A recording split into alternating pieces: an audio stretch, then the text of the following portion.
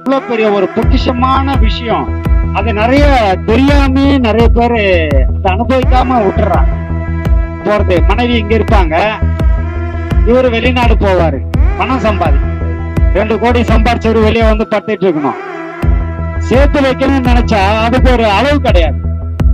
அப்போ நீங்க இழந்தது என்னன்னு பாத்தீங்கன்னா, நாளைக்கு என்ன நடக்க போகுதுன்னு உனக்கு தெரியாது. நேத்து என்ன நடந்தது அதை பத்தி ஏதாவது மாற்ற முடியுமானாலும் உன்னால முடியாது.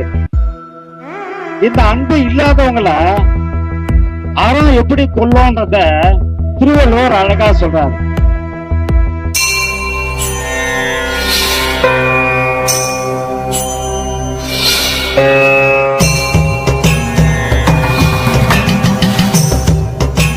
என் குருவுக்கு சமர்ப்பணம்.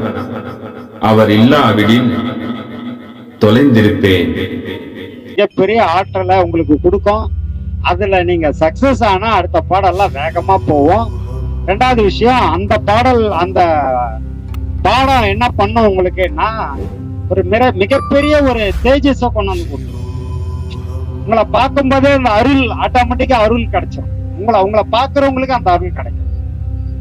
அந்த அளவுக்கு அந்த கண்ணுல அந்த ஆற்றல் உங்களுக்கு வந்துடும். அப்போ இவ்வளவு பெரிய ஒரு பொக்கிஷமான விஷயம். அது நிறைய தெரியாம நிறைய பேரு அதை அனுபவிக்காம விட்டுறாங்க. அப்ப டீப்பா பாடம் பண்ணுங்க, அதை அனுபவிங்க. அதுல நிறைய விஷயங்கள் நீங்க வந்து உள்வாங்கிக்கலாம். ஓடி ஓடி ஓடி கலைக்க வேண்டிய அவசியம் கிடையாது. இருக்கிறது ஓகே, இதை அனுபவிச்சா போதும் அப்படின்னு இருக்கணும். எவ்வளவு ஓடி ஓடி ஓடி சம்பாதிச்சா அனுபவிக்க முடியாம கடைசியா செத்து போயிடுறாங்க, வாழ்க்கையை தொலைச்சிடுறாங்க. ஏன்னா இளமையில பணத்தை பின்னாடியே தேடி ஓடி இளமை போனதுக்கு அப்புறம் முதுமையில பணம் சம்பாதிச்சிடுறாங்க. அந்த 60 வயசுக்கு மேல அவங்களுக்கு ரிட்டைர்மெண்ட் ஸ்டேஜ், அதுக்குள்ள அவங்க அச்சீவ்மெண்ட் முடிச்சிடுறாங்க, சம்பாதிச்சு கொண்டாந்துடுறாங்க. வெளிநாடு போறது, மனைவி இங்க இருப்பாங்க, இவரு வெளிநாடு போவாரு, பணம் சம்பாதிக்க. அங்க 5 வருஷம் 15 வருஷம் அக்ரிமெண்ட் போட்டு வெளிநாட்டுல போய் ஒரு 2 கோடி சம்பாதிச்சுன்னு வந்துருவார். இவரு வரப்ப 50 வயசு, அந்த அம்மாவுக்கு 45 வயசு, 4 பிள்ளைங்க வீட்டுல, பசங்களை படிக்க வச்சு 2 பேர் கல்யாணம் பண்ணி இருப்பாங்க. இவருக்கே வீட்டுல படுக்கிறதுக்கு இடம் இருக்காது. இவர் வெளியே திண்ணை மேல படுக்கணும். 2 கோடி சம்பாதிச்சவரு வெளியே வந்து படுத்துட்டு இருக்கணும் இல்லையா? கிட்டத்தட்ட 15-20 வருஷம் வெளிநாட்டிலே தனியா வாழ்ந்தவர். மனைவி இங்க தனியா வாழ்ந்துட்டாங்க.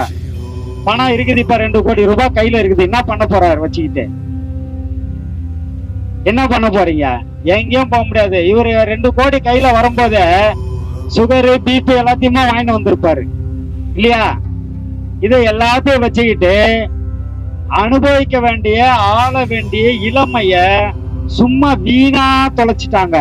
2 கோடி இல்ல 20 கோடி கொடுத்து கூட அந்த இளமையை இப்ப வாங்க முடியுமா? கணவன் மனைவி பழையபடி ஒரு 20 வருஷம் முன்னாடி எப்படி இருந்தாங்களோ அப்படி ஆயிட முடியுமா? முடியாது. அப்ப என்ன பண்ண போற? 2 கோடியை வச்சுக்கிட்டு வீணா சம்பாதிக்கிறீங்க, அனுபவிக்க முடியாம போயிடுது. இது புரியல. இந்த புரிதல் வேணும். என்ன பண்ண போறோம்? இத்தனை கோடி ரூபாய் சம்பாதிச்சு என்ன பண்ண போறோம்? முதல்ல பேசிக்காவே ஒரு சில விஷயங்கள் என்னன்னா, நிறைய பேர் என்ன நினைக்கிறாங்கன்னா, பிள்ளைக்கு நான் சம்பாதிச்சு வச்சுட்டு போனோம் அப்படின்னு நினைக்கிறாங்க. அப்போ உங்க அப்பா உங்களுக்கு சம்பாதிச்சு வச்சாரா? இது என்னோட கேள்வி. ஒருத்தர் 2 பேருக்கு வச்சிருக்கலாம், எனக்கெல்லாம் வைக்கல எங்க அப்பா. அதனால என் பசங்களுக்கு நான் ஒண்ணும் வைக்க போறது இல்ல. நான் சம்பாதிச்சா சாப்பிட்டேன், என்னால முடிஞ்ச பசங்களை காப்பாத்துற படிக்க வைக்கிறேன்.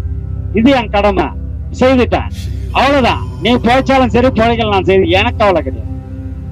என் வேலை உனக்கு என்ன செய்யணுமோ என் கடமையை நான் சிறப்பா யூட்டிலைஸ் பண்ணிக்கிட்டு அது மூலமா வாழ்க்கைய சிறப்பா எடுத்துட்டு போக வேண்டிய கடமை உனக்கு இருக்கு.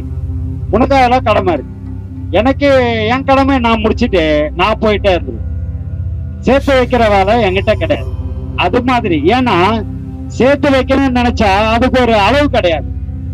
எத்தனை கோடி சேர்த்து வைப்பீங்க? 2 கோடி சேர்த்தா 4 கோடி சேர்க்கணும்னு தோணும். 4 கோடி சேர்த்தா 40 கோடியா எப்படி ஆக்கலாம்னு தோணும். 40 கோடி சேர்க்கும் போது 80 கோடிக்கு வழி பண்ணணும். இந்த சேர்க்கிற நிலைமை வரும்போது இந்த குணங்கள் வந்துடும் ஆட்டோமேட்டிக்கா. இதெல்லாம் வரும்போது திருடுறதுக்கும் போவோம், கொலை பண்ணவும் போவோம். ஏன்னா பணம் வேணும். டார்கெட் வச்சுக்கிட்டே இருக்காங்க இல்லையா? டார்கெட் அச்சீவ் பண்ணணும்னா அதுக்காக ஏதாவது ஒண்ணு பண்ணிதானே ஆகணும்.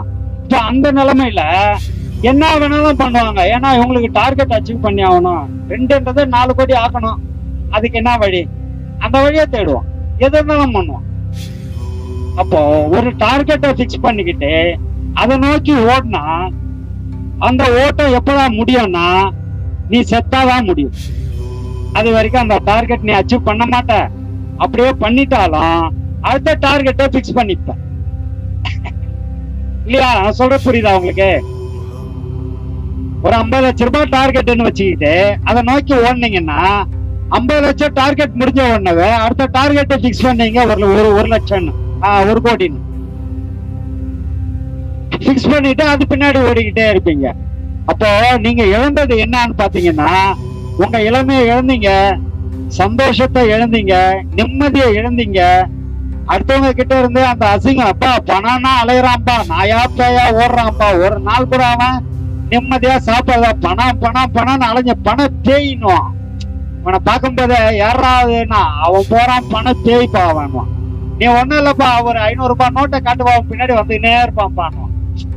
நாய் எலும்பு துண்டை பார்த்து பின்னாடி வர்ற மாதிரி நீ 500 ரூபாய் காட்டினா அவன் பின்னாடியே வருவான்ப்பா வாங்குவான். இப்படி பேர் எடுத்து நம்ம அந்த பணத்தை சம்பாதிக்கணுமா? சம்பாரிச்சு என்ன பண்ண போறோம்?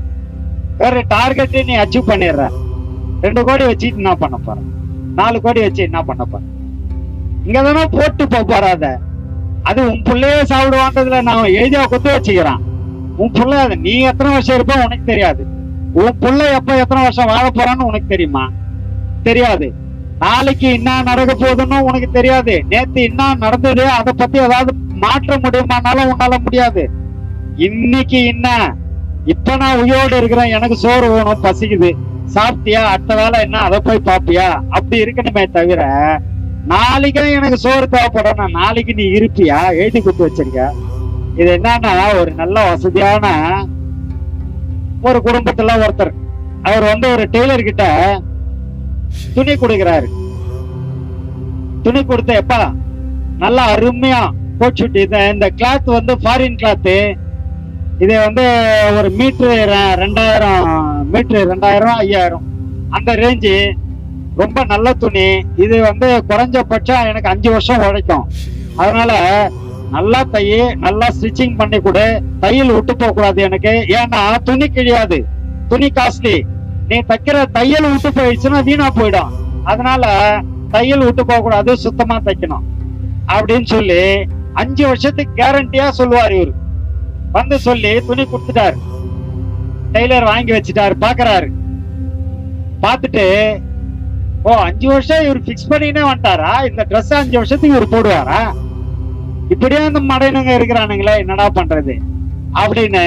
சரி ரைட்டு, அவன் பணம் கொடுக்குறான், வேலை செய்ய சொல்லி இருக்கிறான், வேலை செய்து கொடுத்துருவான்னு நல்ல நூலா வாங்கி போட்டு நல்லா தைக்கிறாரு.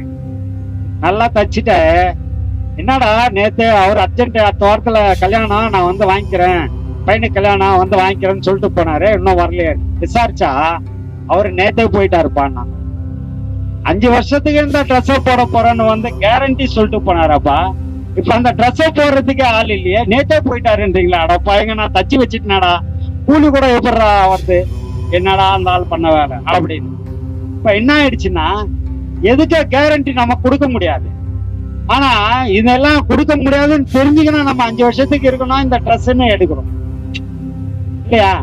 நிறைய உழைக்கணும். ஒரு செருப்பு எடுத்தால ஒரு 500 ரூபாய் கொடுத்து செருப்பு எடுக்கிறேன், நான் எத்தனை ஒரு 6 மாசம் வருமாப்பான்னு கேக்குறோம். நீ முதல்ல 6 மாசம் இருப்பியா? என்ன கேரண்டி? ஒரு கேரண்டியும் இல்லையா?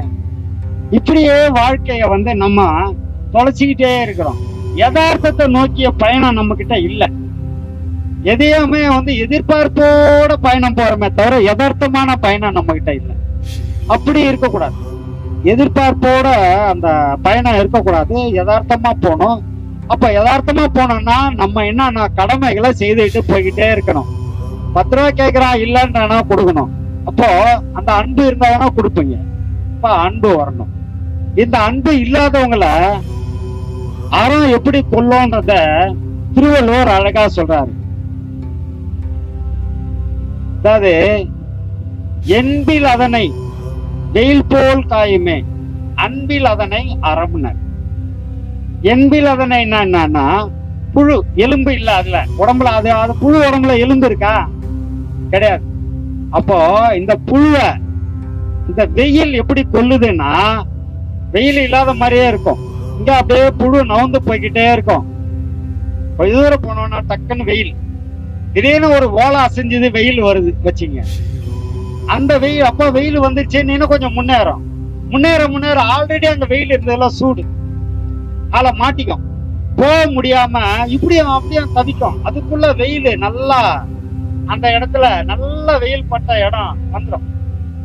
துடிச்சு இது வெயில்ல அங்கேயும் போக முடியாம இங்கேயும் போக முடியாம அந்த சூட்ல நல்லா நெளிஞ்சு கடைசியா செத்து போயிடும்.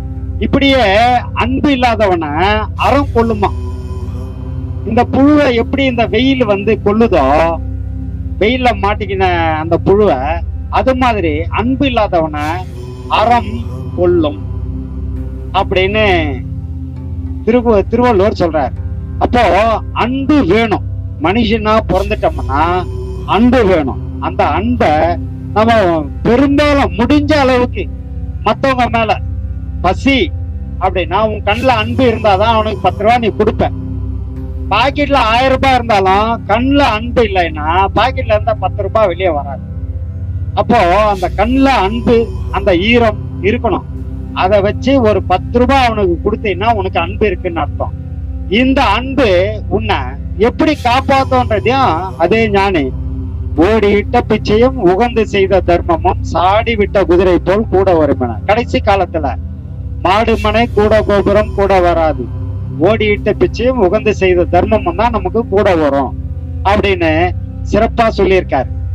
அப்போ பெரும்பாலும் அன்பா வாழ்ந்து மற்றவங்க மேல அந்த காழ்ப்புணர்ச்சி இல்லாம இந்த பாடத்தை சிறப்பா செய்து ஒரு உதவின்னு வர்றவங்களுக்கு மனம வந்து செய்யற மாதிரி நம்ம பாடம் வாங்கினா நம்ம அபியாசிகள் பழகிக்கணும். இது நம்ம சிவசூத்ராவோட ஒரு அன்பான வேண்டுகோள்னு எடுத்துங்க. பாடத்தை கொஞ்சம் நல்லா சிறப்பா பண்ணுங்க, அது நம்மளை காப்பாற்றும். அன்பு நமக்கு போர்வையா இருக்கும். இப்போ வந்து நம்ம பாடம் வந்து ஒரு 10 நிமிஷம், ஒரு 1/4 மணி நேரம் உட்காருங்க. நாங்க சொல்ற வரைக்கும் உட்காருங்க. யார் எப்படி பாடம் பண்றீங்க அப்படின்றத ஒரு முறை பார்த்துடுறோம். நாங்களும் ஒரு செக் பண்ணிக்கிறோம். ஏன்னா நாங்களும் வந்து ஏதோ கடமைக்கு பாடம் கொடுத்தான்ற மாதிரியும், நீங்களும் வந்து பாடம் வாங்கணும், சரி பார்த்துக்கலாம் பண்ணிக்கலாம் அப்படி இருக்கக்கூடாது. பாடத்துல டீப்பா போனாதான் அதோட பலன் உங்களுக்கு.